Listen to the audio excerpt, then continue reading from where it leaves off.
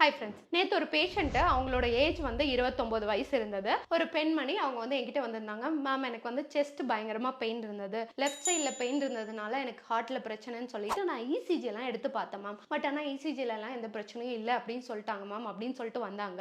இதுக்கு ரீசன் என்ன அப்படின்னு பார்த்தீங்கன்னா, கழுத்துல இருந்து செஸ்ட்டுக்கு போகக்கூடிய நர்வ் சப்ளை ப்ராப்பராக இல்லை அப்படின்னா இந்த மாதிரி ரேடியேஷன் பெயின் வரும். அது மட்டும் இல்லைங்க, நிறைய பேர் வந்து இந்த தலை வலிக்குது அப்படின்னு சொல்லிட்டு மைக்ரேன் நினைச்சிட்டு இருப்பாங்க. ஆனா உங்களுக்கு தெரியாது, உங்களோட கழுத்துல இருக்கக்கூடிய மசில் வந்து டைட் ஆகிறதுனாலையும் பிளஸ் உங்களோட கழுத்துல இருக்கக்கூடிய நர்வ் வந்து தலைக்கு ப்ராப்பரா சப்ளை ஆகாதனாலையும் உங்களுக்கு வந்து ஹெட்டேக் வரதுக்கான சான்ஸ் வந்து நிறைய இருக்கு. ஸ்பெஷலி பாத்தீங்கன்னா, கம்ப்யூட்டர்ல அதிகமா வேலை செய்றீங்க, நீங்க வந்து மொபைல் அதிகமா பாக்குறீங்க, டைலரிங் ஒர்க் பண்றீங்க, போர்டில் அதிகமா எழுதுறீங்க, ரைட்டிங் ஒர்க் அதிகமா பண்றீங்க அப்படின்னாலே இந்த மாதிரியான ப்ராப்ளம் சிம்டம்ஸ் வரதுக்கான சான்சஸ் நிறையவே இருக்கு. அதை கிளியரா நான் உங்களுக்கு எக்ஸ்பிளைன் பண்ணிடுறேன்.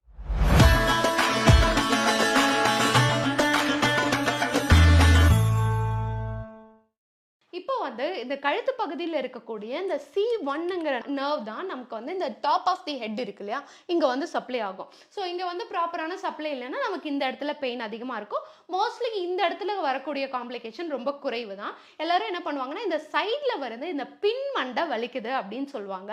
அதுக்கு ரீசன் என்ன அப்படின்னு பார்த்தீங்கன்னா, இந்த C2 C3 நர்வ் சப்ளை கரெக்டாக இல்லைன்னா இந்த சைட்லையும் ப்ளஸ் இந்த தலையினுடைய இந்த பாட்டம் ஏரியா இருக்கு இல்லையா, அந்த நேப் ஆஃப் தி நெக் அப்படின்னு சொல்லுவோம், இந்த ஏரியாலையும் வந்து உங்களுக்கு வந்து பெயின் வர ஆரம்பிக்கும். ஸோ இங்க பெயின் வர்றது மட்டும் கிடையாதுங்க, நிறைய பேத்துக்கு வந்து வெர்டிகோ மாதிரி சிம்டமும் வர ஆரம்பிக்கும். அடிக்கடி தலை சுத்துற மாதிரி இருக்கும், ஒரு மாதிரி கேரியா இருந்துட்டு இருக்க மாதிரி இருக்கும். டாக்டர், நான் கொஞ்சம் ரெஸ்ட் எடுத்தா ஓகேவா இருக்கேன், ஆனா திரும்ப எனக்கு இதே பிரச்சனை வந்துடுது அப்படிங்கிற மாதிரி சொல்லுவாங்க. ஸோ அவங்களுக்கு ரீசன் என்ன அப்படின்னு பார்த்தீங்கன்னா, இந்த கழுத்து பகுதியில் இருக்கக்கூடிய நர்வ் சப்ளை வந்து கரெக்டா போகாதது தான் இதுக்கு காரணம். ஸோ அது மட்டும் இல்லாம, டாக்டர் எனக்கு வந்து இங்க இருந்து இங்க பெயின் வந்து ரேடியேஷன் கீழே வரைக்கும் ஆகுது, இந்த பின்பக்கம் வந்து பெயின் ஒரு மாதிரி குத்துற மாதிரி இருந்துட்டே இருக்கு அப்படின்னாலும் உங்களுக்கு வந்து இங்க சப்ளை ஆகக்கூடிய இந்த C5 C6 C7 நர்வ் எல்லாமே வந்து ப்ராப்பரா சப்ளை ஆகாதனால தான் இந்த ரேடியேஷன் பெயின் வர ஆரம்பிக்கும். இப்போ பாத்தீங்கன்னா, இந்த ஃப்ரண்ட் ஏரியால தான் இந்த C3யும் C4ம் நர்வ் சப்ளை ஆகும். அதனால தான் செஸ்ட் பெயின் வரும். அதனால செஸ்ட் பெயின் வந்துச்சுனாலே உங்களுக்கு வந்து ஹார்ட்ல பிரச்சனை நினைக்க கூடாது. ஸ்பெஷலி பெண்கள் என்ன அப்படின்னு பாத்தீங்கன்னா, உங்களுக்கு பீரியட்ஸ் நடந்துட்டு இருக்க வரைக்கும், நார்மலா பீரியட்ஸ் ஆயிட்டு இருக்க வரைக்கும் பெண்களுக்கு இந்த ஹார்ட் அட்டாக், ஹார்ட் இஷ்யூ எல்லாம் வரது ரொம்ப ரேரா தான் இருக்கும். அதனால நீங்க வந்து இந்த மாதிரி வந்துச்சுன்னா உடனே வந்து இதயத்துல ஏதாவது பிரச்சனையா அப்படின்னு சொல்லிட்டு வருத்தப்பட்டுக்க வேண்டாம். ப்ராப்பரா டாக்டர் கிட்ட போயிட்டு கன்சல்ட் பண்ணீங்கனாலே உங்களுக்கு வந்து இதற்கான தீர்வு வந்து கிடைச்சிடும். அதே போல இந்த நர்வ் சப்ளை இன்னும் கொஞ்சம் கூட ப்ராப்பரா நல்லா வரல அப்படின்றப்போ, இங்க இருக்க மசில்ஸ்ல இந்த பைசெப்ஸ், ட்ரைசெப்ஸ் இதுல எல்லாத்துலயுமே வந்து ஒரு ரேடியேஷன் பெயின் மாதிரி வந்துட்டு இருக்கும். கை வந்து குடஞ்சிக்கிட்டே இருக்கு டாக்டர் அப்படின்னு சொல்லிட்டு நிறைய பேர் வந்து சொல்லுவாங்க. அதே போல ஃபிங்கர்ஸ் எல்லாம் மறுத்து போகுது டாக்டர் அப்படின்னு சொல்லுவாங்க. கையில இருக்கக்கூடிய ஒரு விரலுக்கும் ஒரு நர்வ் சப்ளை ஆகுதுங்க. அப்ப வந்து அந்த நர்வ் எல்லாம் ப்ராப்பரா சப்ளை ஆகல அப்படின்னா அந்த ஃபிங்கர்ஸ் வந்து மறுத்து போற மாதிரி உங்களுக்கு சென்சேஷன் வர ஆரம்பிச்சிடும். ஸோ நான் முன்னாடி சொன்னேன் இல்லையா, இங்க இருந்து நர்வ் அப்படியே சப்ளை ஆகி இந்த இடத்துக்கு இங்க எல்லாமே வந்து சப்ளை ஆகுங்க. ஸோ அப்படி வந்து ப்ராப்பரா சப்ளை ஆகாதப்ப தான் நமக்கு ஃபிங்கர்ஸ் வந்து மறுத்து போற மாதிரி எல்லாம் சென்சேஷன் உருவாகும். ஸோ இப்படி இருக்கு டாக்டர், இந்த மாதிரி நீங்க சொன்ன சிம்டம் எல்லாம் இருக்கு டாக்டர் அப்படின்னா, நீங்க வந்து உங்களோட கண்டிஷன், அதாவது உங்களோட டிஸ்க் பல்ஜ் வந்து எவ்வளவு பெருசு இருக்கு, எந்த சைட்ல வந்து டிஸ்க் பல்ஜ் ஆயிருக்கு, இல்ல வெறும் அங்க வந்து உங்களுக்கு தசை தான் உங்களுக்கு டைட் ஆயிருக்கா, ஸ்டிஃப்னஸ்னால வருதா, இல்ல வந்து ஏதாவது ஒரு ட்ரிகர் பாயிண்ட்னால வருதா அப்படிங்கறத கண்டிப்பா செக் பண்ணி பார்த்துக்கணும். அப்படி செக் பண்ணி பார்த்துட்டு அதுக்கேற்ற மாதிரி எக்ஸசைஸ் நீங்க பண்றது ரொம்பவே நல்லது. நான் காமனா இப்போ வந்து உங்களுக்கு வந்து நெக் ஸ்ட்ரென்தன் ஆகிற மாதிரி சில எக்ஸசைஸ் எல்லாம் சொல்றேன். அதை வந்து ரெகுலர் பிராக்டிஸ்ல எடுத்துட்டு வாங்க. அதே போல நீங்க பில்லோ யூஸ் பண்றது ரொம்ப கவனமா இருக்கணும்.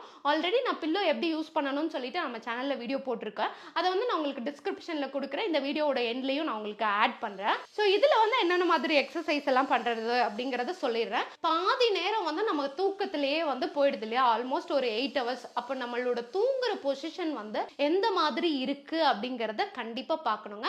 நம்மளோட தூங்கக்கூடிய பொசிஷன் வந்து ப்ராப்பரா இல்ல, நீங்க வந்து பில்லோ வந்து ரொம்ப ஜாஸ்தி வைக்கிறீங்கன்னு வச்சுக்கோங்களேன், கழுத்து ஒரு பக்கமா இப்படி போயிடும். அப்ப வந்து இந்த பக்கம் இருக்கக்கூடிய நர்வ் வந்து ப்ராப்பரா கை விரல்களுக்கு சப்ளை ஆகாது. அதே போல பில்லோ ரொம்ப குட்டியா வைக்கிறீங்க அப்படின்னு வச்சுக்கோங்களேன், கழுத்து வந்து இப்படி ஆயிடும். அதாவது நீங்க சைட்ல படுக்கும் போது சொல்றேன். ஸோ இந்த பக்கம் திரும்பி தூங்கும் போது அப்படியே குட்டியா தலகாணி வச்சிருந்தீங்கன்னா, இங்க இருக்கக்கூடிய அந்த ஸ்பேஸ் இடைவெளி கம்மியாகி இங்கே வந்து காலையில் எந்திரிக்கும் போதே உங்களுக்கு வந்து கை மறுத்து போன மாதிரி, கை ஓஞ்சு போன மாதிரி இருக்கும். கையை காலையில் எந்திரிச்சிட்டு இப்படி உதறிட்டு எந்திரிப்பாங்க. கழுத்தெல்லாம் ரொம்ப ஸ்டிஃபான மாதிரி இருக்கும். ஸோ ப்ராப்பரான பில்லோ யூஸ் பண்ணுறது ரொம்ப ரொம்ப முக்கியங்க. அதே போல் நான் மல்லாக்காதா டாக்டர் படுக்கிறேன் அப்படின்றவங்க நிறைய பில்லோ யூஸ் பண்ணிட்டு படுத்தாங்கன்னா இப்படி கழுத்து வந்து குனிஞ்ச மாதிரி ஆகிடும். அதுவுமே வந்து கொஞ்சம் ப்ராப்ளம் தான். அதனால வந்து நீங்கள் ஃப்ளாட்டாக படுக்கிறீங்க அப்படின்னா பில்லோ எதுவுமே தேவை கிடையாது. ஜஸ்ட் ஒரு டவல் மடித்து வச்சுக்காங்க. நீங்கள் சைடில் படுக்கிறீங்கன்னா உங்கள் கழுத்து இந்த பக்கமோ இல்லை பெருசாவோ இந்த பக்கமோ வந்து ரொம்ப வளையக்கூடாது. நீங்கள் எப்படி நின்று இருக்கீங்களோ அதே போல தான் படுக்கும் போது உங்களோட கழுத்து வந்து நேராக இருக்கணுங்கிறத ஞாபகத்தில் வச்சுக்கணும். அப்படி இருந்தீங்கன்னா காலையில் எந்திரிக்கும் போது எனக்கு பெயின் ஆகுது டாக்டர்னு நிறைய பேஷண்ட் சொல்லிட்டு வருவாங்க.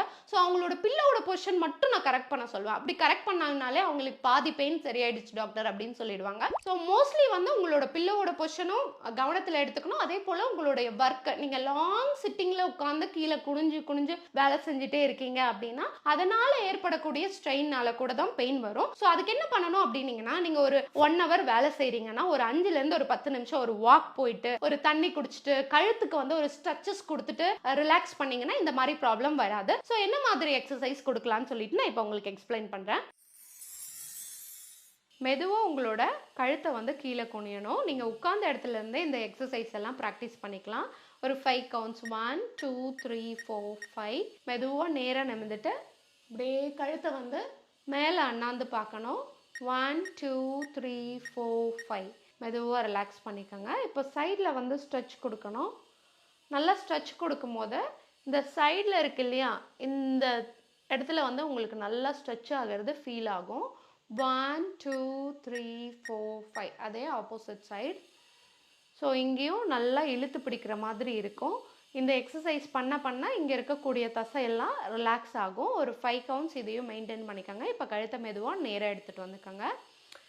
இது வந்து உங்களோட கழுத்தில் இருக்க மசிலை வந்து ரிலாக்ஸ் பண்ணுறதுக்கு இப்போ வந்து சின்னதாக ஸ்ட்ரென்தன் பண்ணுறதுக்கு ஒரு எக்ஸசைஸ் கொடுக்குறேன்.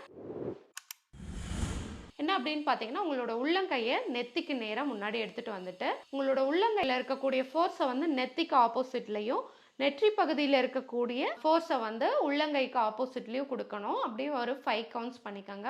1 2 3 4 5 இப்போ வந்து சைடு 1 2 3 4 5 இதே போல் அந்த பக்கமும் பண்ணணும். 1 2 3 4 5 இப்போ அப்படியே பின்னாடியும் செய்யணும். 1 2 3 4 5 ரிலாக்ஸ். அதே போல் இங்கே இருக்கக்கூடிய தசைகள் தான் நமக்கு நெக் பெயின் இருக்கும்போது எப்போவுமே பெயினாக இருக்கும். அதனால் இதுக்கு வந்து ஷோல்டர் ரொட்டேஷன் கொடுக்கலாம். 1 2 3 4 5 அதே போல் பேக்வேர்ட் 1 2 3 4 5 ரிலாக்ஸ். ஸோ இந்த வீடியோவில் கொடுத்துருக்க எக்ஸசைஸை ரெகுலராக ஃபாலோ பண்ணிவிட்டு நான் சொன்ன மாதிரி பில்லோலாம் யூஸ் பண்ணிங்கன்னா உங்களுக்கு வந்து நெக் பெயின்லேருந்து நல்லா ரிலீஃப் கிடைக்கும். அதையும் மீறி பெயின் சரியாகலை டாக்டர் அப்படின்னீங்கன்னா நீங்கள் ஆன்லைன் கன்சல்டேஷன் எடுத்துக்கலாம். 9943152186 நம்பருக்கு கால் பண்ணி அப்பாயின்மெண்ட்டை புக் பண்ணிக்கோங்க. ஸோ நாங்கள் வந்து இங்கே வந்து நிறைய வகையான ட்ரீட்மெண்ட்ஸ் பண்ணுறோம். அதாவது naturopathy, Ayurveda, physiotherapy, functional medicines இந்த மாதிரி நிறைய ட்ரீட்மெண்ட் பண்ணுறதுனால உங்களுக்கு வந்து பெட்டர் ரிலீஃப் வந்து உங்களுக்கு கிடைக்கும். ஸோ இதுக்கு மட்டும் கிடையாதுங்க. பேக் பெயின், உங்களுக்கு வந்து வெரிகோஸ் வெயின் இருக்கு, இதுக்கு எல்லாத்துக்குமே நம்ம வந்து ட்ரீட்மெண்ட் கொடுக்குறோம். ஸோ இந்த வீடியோ உங்களுக்கு பிடிச்சிருக்கு அப்படின்னா எல்லா நண்பர்களுக்கும் ஷேர் பண்ணுங்க. மறக்காம நிறைய பேர் வீடியோவை பார்த்துட்டே இருக்கீங்க, சப்ஸ்கிரைப் பண்ண மறந்துடுறீங்க. சப்ஸ்கிரைப் பண்ணிடுங்க. தேங்க்யூ.